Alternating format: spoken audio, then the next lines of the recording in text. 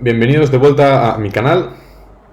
Pues en el vídeo de hoy os quiero traer una explicación sobre una de las fórmulas que más me han gustado en el año que estoy haciendo ahora, porque como algunos ya sabréis, justo acabo ahora de acabar el segundo año de carrera de mates y pues os voy a explicar una de las fórmulas que más me han gustado. De hecho, la asignatura sobre esta fórmula me he examinado hoy, lo cual muy conveniente.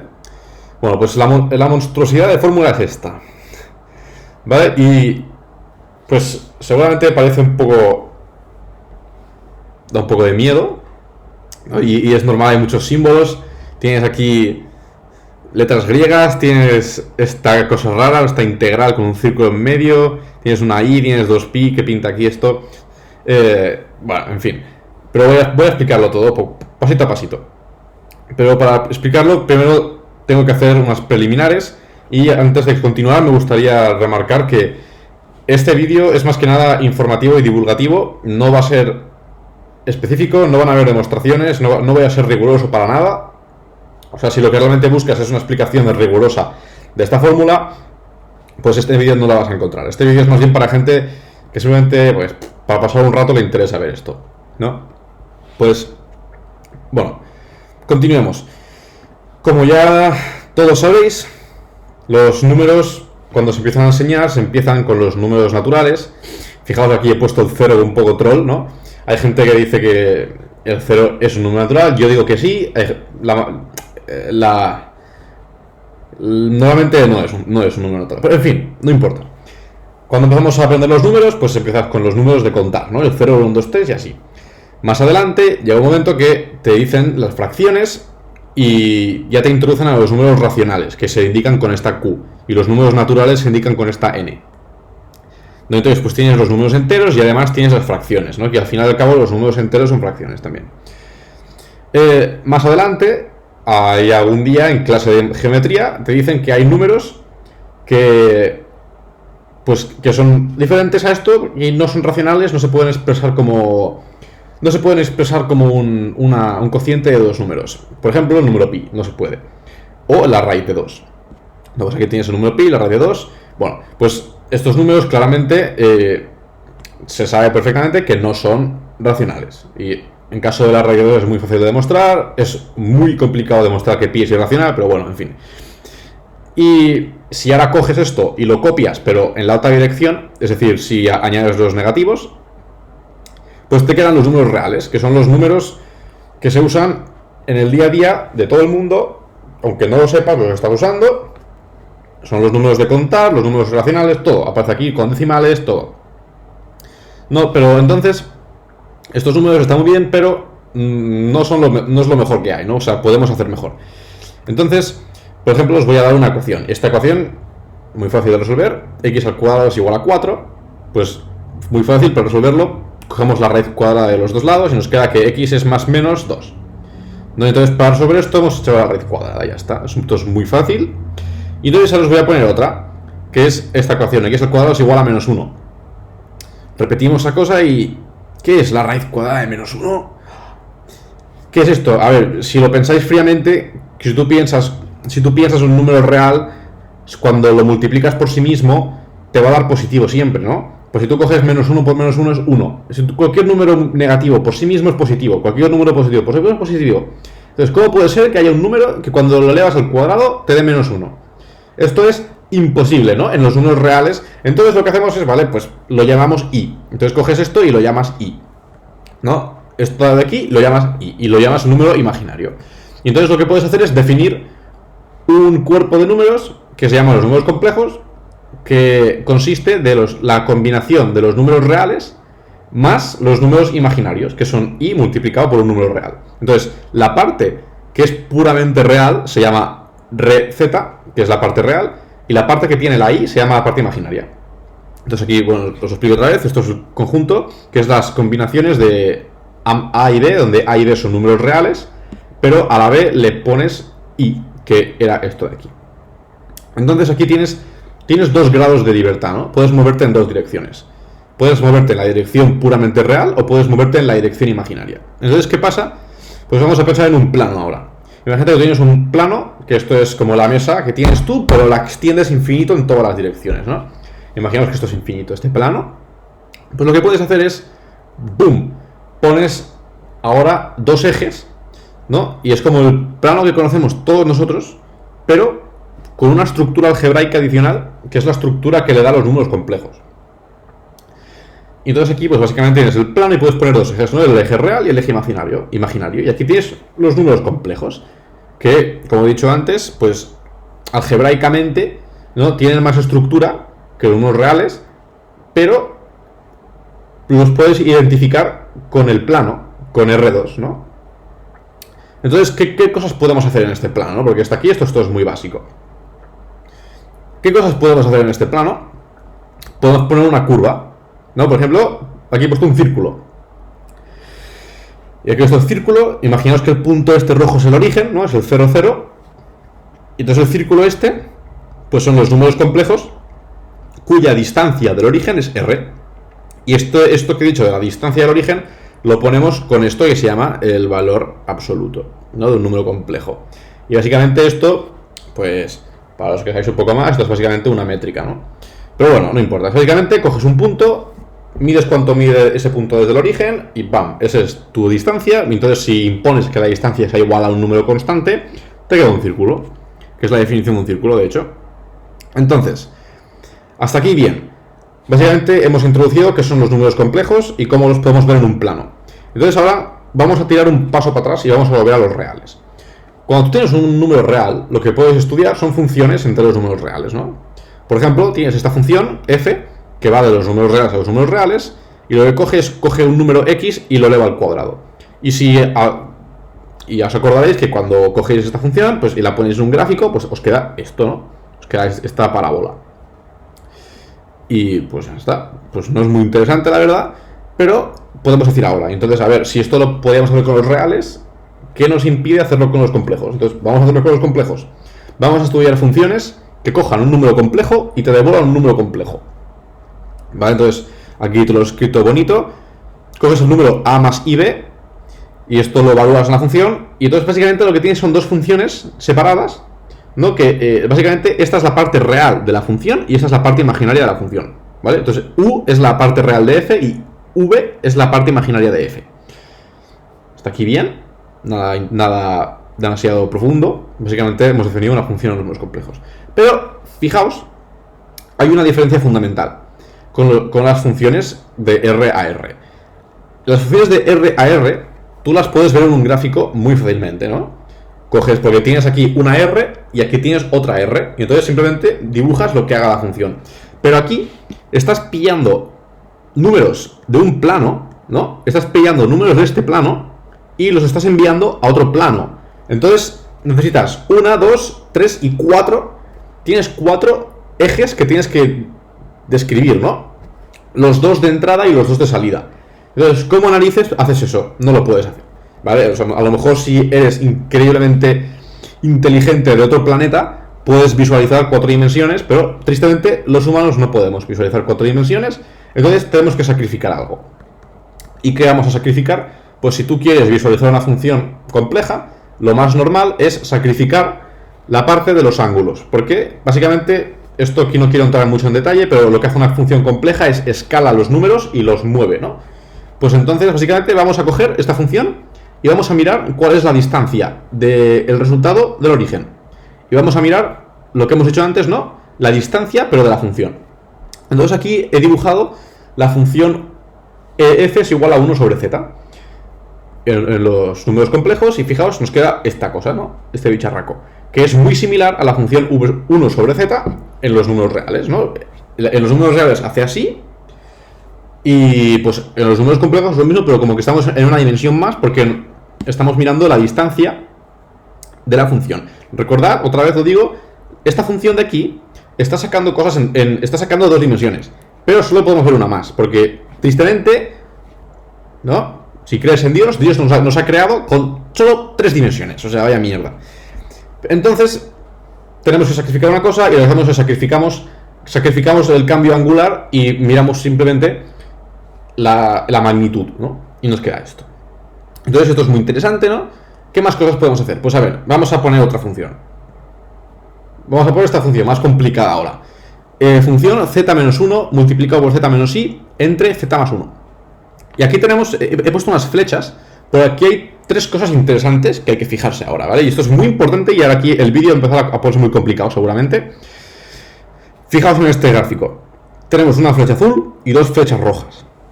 La flecha azul, ¿vale? En inglés se llama the pole, no sé cómo se dice en castellano, pero lo que quiere decir es que la función explota, ¿vale? Si fijaos, esta función está como cortada, ¿no? Igual que esta.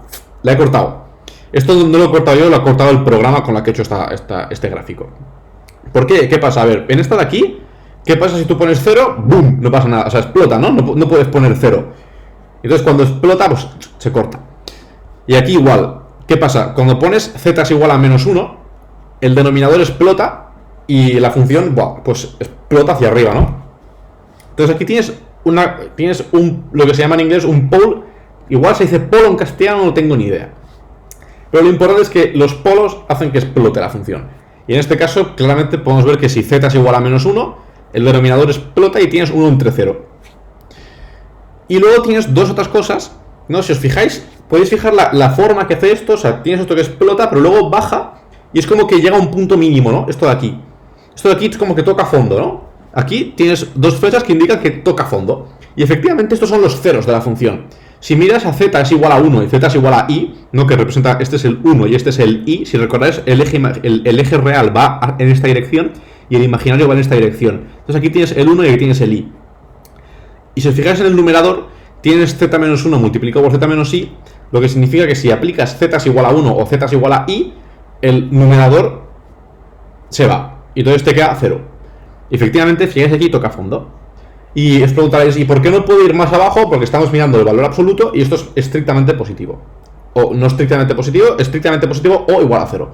Y en el caso de las raíces, ¿no? Pues tocamos fondo. Y es aquí estas cosas que se ven hacia abajo. Entonces, las funciones en los números complejos, pues tienen estas cosas. Tienen ceros y tienen polos. Los ceros hacen que toquen fondo y los polos hacen que exploten. Entonces ahora vamos a volver a mirar los polos y los ceros de esta función, pero voy a quitar la función de encima. Entonces vamos a mirar solo el plano. Y ahora he señalado, igual que antes, ¿no? Los ceros en rojo, fijaos, los ceros en rojo y el polo en azul. El polo en azul, los ceros en rojo. Estos son los números que hacen que esta función o explote o toque fondo. Son esto de aquí. Vale, entonces, ¿para qué narices os estoy explicando yo todo este tostón? ¿No? Si yo venía aquí por una fórmula. Bueno, pues ahora empieza lo interesante, ¿vale? Tú tienes una función que tiene unos valores que hace o que explote o que toque fondo. Tienes los ceros o los polos. Entonces ahora, fijaos, recordad que aquí he dicho que en el plano complejo tú podías poner una curva. Pues ahora voy a poner una curva aquí y la voy a llamar gamma. Y entonces lo que voy a hacer ahora es, aquí me interesa ahora, ¿por qué? Pues mira, porque me interesa contar cuántos ceros y cuántos polos hay dentro de la curva.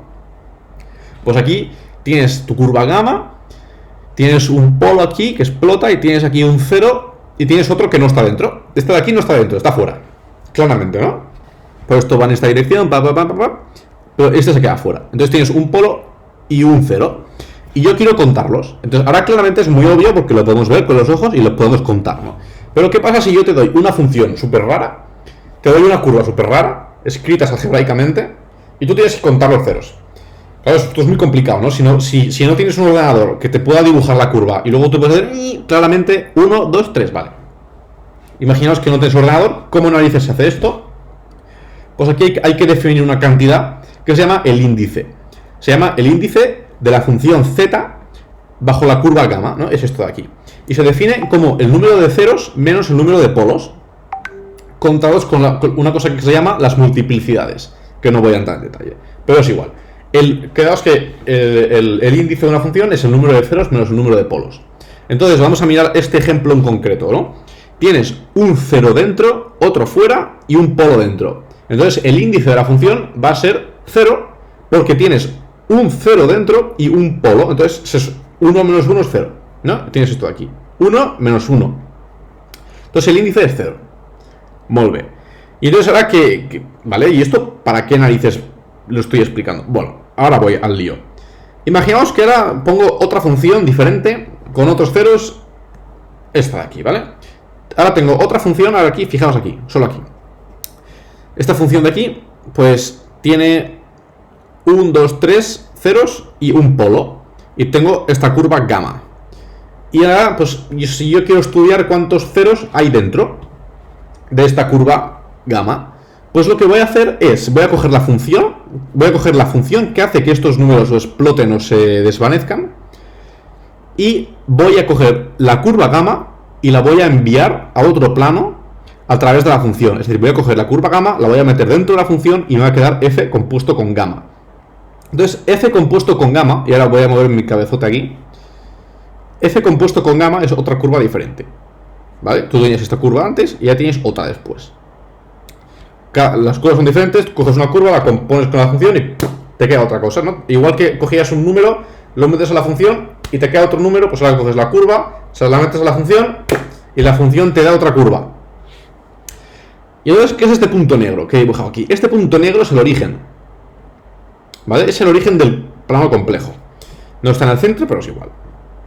Entonces, lo que esta fórmula del principio está diciendo es que el índice de la función, que era el número de ceros menos el de polos, es exactamente igual al número de veces que la curva f compuesta con gamma viaja alrededor del origen. Entonces, fijaos, aquí teníamos dos ceros dentro de la curva y un polo. Entonces el índice va a ser 1, ¿no? Porque 2 menos 1 es 1.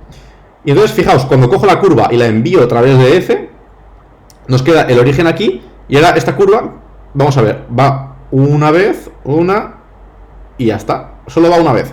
Esta curva solo gira alrededor del origen una vez. Entonces, fijaos, es lo mismo. El número de veces que la curva resultante, después de componerla con la función, gira alrededor del origen, es lo mismo que z menos p. Esto es lo que dice esta fórmula, ¿vale? Esta fórmula tiene una demostración que no voy a explicar porque no merece la pena. Y entonces ahora os preguntaréis, vale, me has explicado esto de aquí y me has explicado esto de aquí y me has convencido de que son lo mismo. ¿Y esto qué narices es, no? ¿Qué narices es lo del medio? Pues lo del medio es realmente lo que conecta estas dos cosas. Realmente, lo del medio, esto de aquí es la definición de esto, y el teorema dice que esto y esto es lo mismo, ¿no? O sea, realmente esto y esto es lo mismo por definición. Pero esto y esto es lo mismo por un teorema. En fin, yo quiero explicaros ahora por qué esta integral es lo mismo que el número de veces que una curva va alrededor de cero. Y esto de aquí, por cierto, se llama winding number en inglés, que se escribe así, wind, que quiere decir winding number. Winding es como cuántas, o sea, es darle la vuelta a algo, ¿no? Pues winding number es cuántas veces la curva gira alrededor de un punto. Entonces yo os quiero convencer de por qué es tan importante esta integral. Entonces vamos a volver a un ejemplo ahora, ¿no? Imagínate que tú tienes tu función, esta es tu función y esta es tu curva original. No, esta es tu curva original gamma. Entonces tú quieres contar cuántas veces la curva resultante va alrededor de cero. Y curva resultante siendo f compuesto con gamma. Pues lo que vamos a hacer ahora es, os voy a convencer de que esta integral realmente cuenta estas cosas. Entonces, esto es demasiado complejo, así que vamos a ir a un ejemplo más simple, que es este de aquí. Fijaos en esto de aquí. Winding number a través de cero de una curva gamma. Yo propongo que este número, que es el número de veces que una curva va alrededor del origen, es exactamente 1 entre 2pi i multiplicado por la integral a través de la curva de 1 sobre z de z. Entonces, la pregunta es, ¿por qué 1 sobre z? ¿No? Entonces, vamos a volver a los mundos reales, ¿no? De cálculo que ya sabéis todos. La integral, esto es en el mundo real, ¿no? En el mundo real, la integral de 1 sobre z de z es el logaritmo de z, ¿no? Esto no es sorpresa para nadie, seguramente. Entonces, la pregunta es, ¿cómo podemos generalizar este resultado a esto de aquí? A ver, ¿qué pasa? ¿Qué sucede? tú tienes una función 1 sobre z que explota en el 0, ¿no? Esta función explota en z es igual a 0. Y aquí debería haber puesto x, porque esto no es los números reales, o sea, estos son los números reales, ¿no? Pero bueno, en fin, es igual.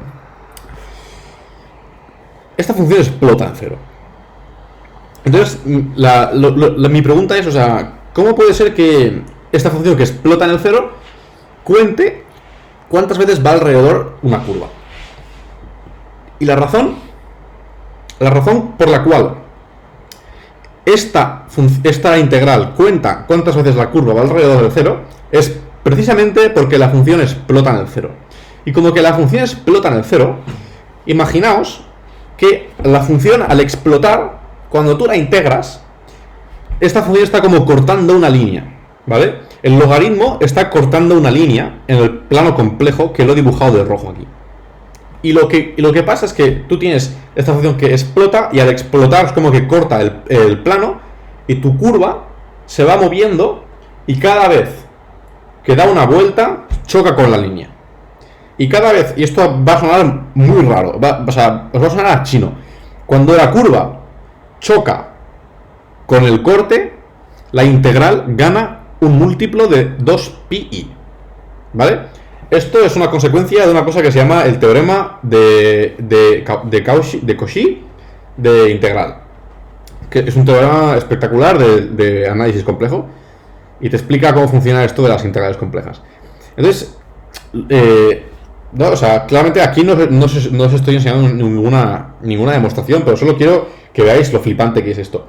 Tú tienes tu función, ¿no?, que explota, al explotar corta el plano, que es la línea que he dibujado en rojo.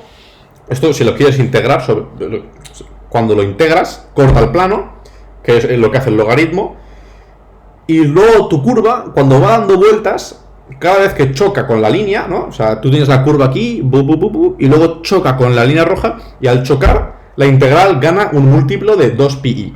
Entonces, esta integral va ganando múltiplos de 2pi cada vez que choca con la línea. Y luego, si tú los divides entre 2pi, pues te queda el múltiplo de veces, ¿no? Entonces, si la curva se atraviesa una vez, esta integral es igual a 2pi. Y al dividirlo por 2pi, te queda 1. Si la curva va dos veces, la curva choca dos veces contra la línea roja, y al chocar dos veces ganas dos múltiplos de 2pi o 4pi. Y al dividirlo entre 2pi te queda 2. ¿No? Entonces, este es lo que quería explicar. Que por qué esta integral cuenta las veces que vas alrededor.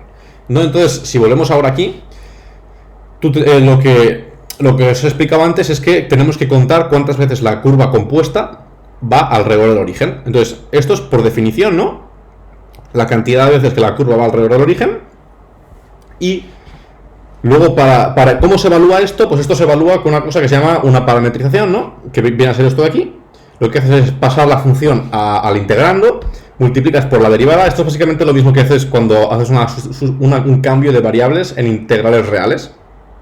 Lo estás haciendo sin saberlo, ¿vale? Lo que estás haciendo es, haces un cambio de variables y multiplicas por la derivada de la sustitución, ¿no? Pues esto es lo mismo. Tú tienes tu cambio de variables, la coges z y lo envías a f de z, y tienes que multiplicar por f'.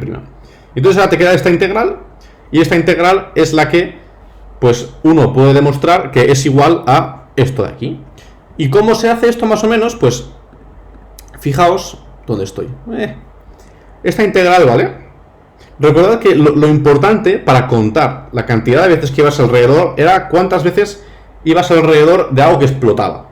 Entonces, fijaos, esta función de aquí, ¿cuándo explota? Esta función de aquí explota cuando f es igual a 0, es decir, en los ceros, pero hay un paso que no se puede ver del todo inmediato, pero si tú tienes un polo, ¿no? O sea, algo que hace explotar a la función f, 1 sobre f multiplicado por la derivada de f también explota en ese polo. Esto es un poco flipante, ¿no? Que realmente no parece que sea cierto al principio.